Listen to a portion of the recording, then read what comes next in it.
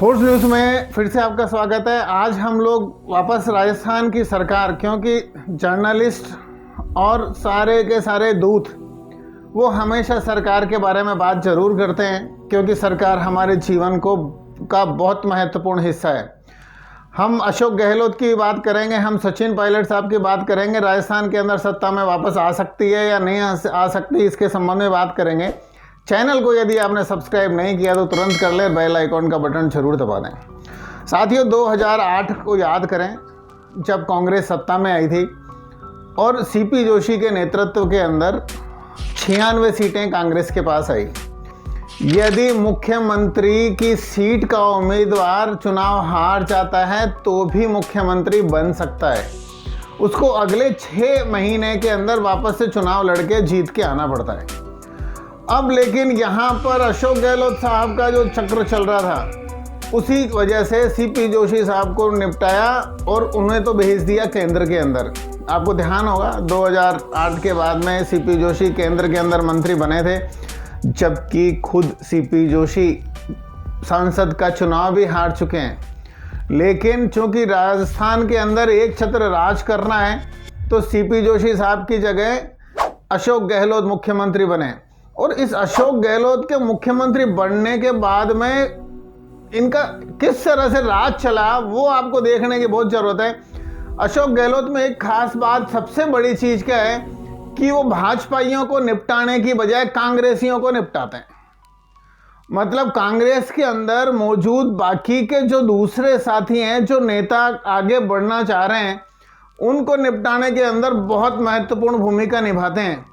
और इसी वजह से जब वापस 2013 का चुनाव हुआ तो 96 लोगों में से 90 लोग जीत के ही नहीं आए। मतलब जो लोग उस समय विधायक थे उसमें से केवल 6 लोग जीते और दिग्गज मंत्री तक उसके अंदर हार गए। 2013 के चुनाव के अंदर जो गहलोत के खासम खास है ना, पहले भी थे अभी भी हैं, उनके अंदर से 26 मंत्री हार गए। मतलब 2013 सरकार रही और उसमें शांति धारीवाल भी हार गए, भरत सिंह भी हार गए, बीना काक भी हार गई, जो अभी चिकित्सा मंत्री प्रसादी लाल मीणा वो भी हार गए, जितेंद्र सिंह अलवर के दुर्रू मियाँ जो उस समय खानवान के अंदर रवन्ना काटा करते थे, दुर्रू मियाँ भी हार गए, ब्रज किशोर शर्मा, भंवर लाल, मेघवाल, हेमाराम और राजेंद्र जी जैसे लोग बाग चुनाव 2013 के अंदर हार गए। मतलब गहलोत साहब ने कांग्रेसियों को निपटाया, कांग्रेसियों ने गहलोत साहब के मंत्रियों को निपटा दिया, उनके विधायकों को निपटा दिया। अब बात आ रही है 2013 के चुनाव की। 2013 के चुनाव में जब यह सब कुछ हो गया और बीजेपी प्रचंड बहुमत से जब बाहर आई, बीजेपी की वसुंधरा राजे ने भी यही किया। मतलब इन राजनेताओं के अंदर बहुत खतरनाक चीज़ है कि या तो हमारे शब्द छोटे छोटे हैं, वसुंधरा हो चाहे गहलोत साहब हो, अगर इनकी चमचागिरी नहीं की, इनकी हाँ में हाँ नहीं मिलाई तो इनको निपटा देंगे। और वसुंधरा ने पिछले 5 साल में जब निपटाया तो वसुंधरा भी गई। अब गहलोत साहब की बारी आती है, क्योंकि उन्होंने तो चारों खाने चित्त हो गए थे। सत्ता में रहने वाली पार्टी को खाली 21 सीट आई 2013 में। मतलब आज बीजेपी के पास फिर भी 70-72 लोग हैं, लेकिन कांग्रेस तो निपट गई पूरी। 21 सीट आई, सत्ता में कौन था? अशोक गहलोत साहब ही थे। अब 2023 आ गया।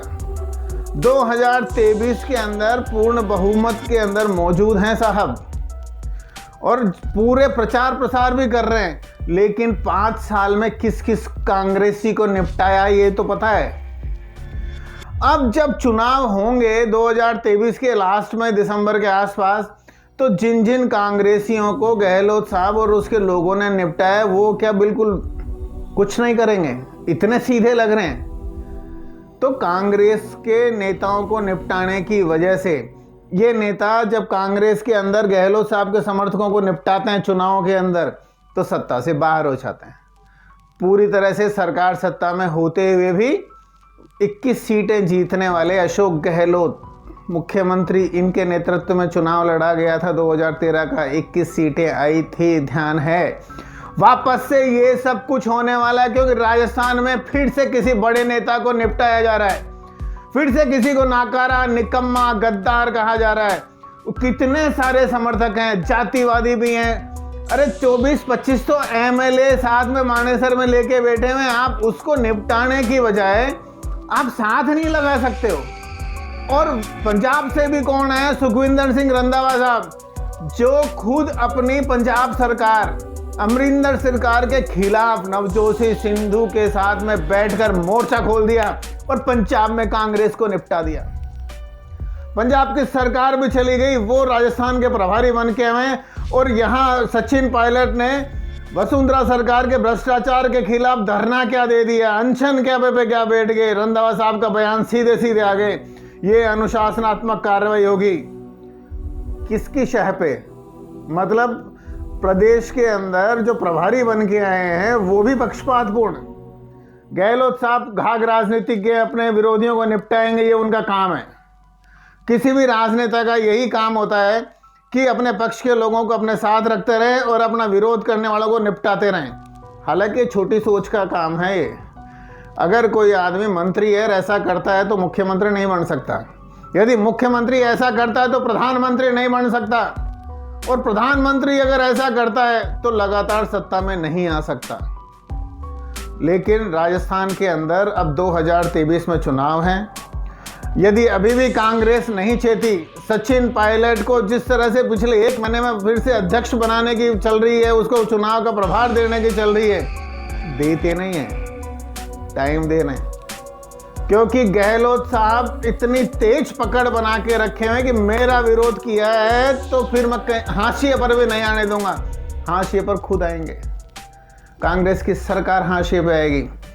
ये केवल मैं नहीं कह रहा, पिछले 3 चुनाव भी कह रहे हैं, जब वो सीएम थे और अगली बार नहीं रहे। पिछली बार भी ऐसा नहीं है कि कोई विकास के काम नहीं किए हों, लोग जन कल्याणकारी काम नहीं किए हों, खूब किए।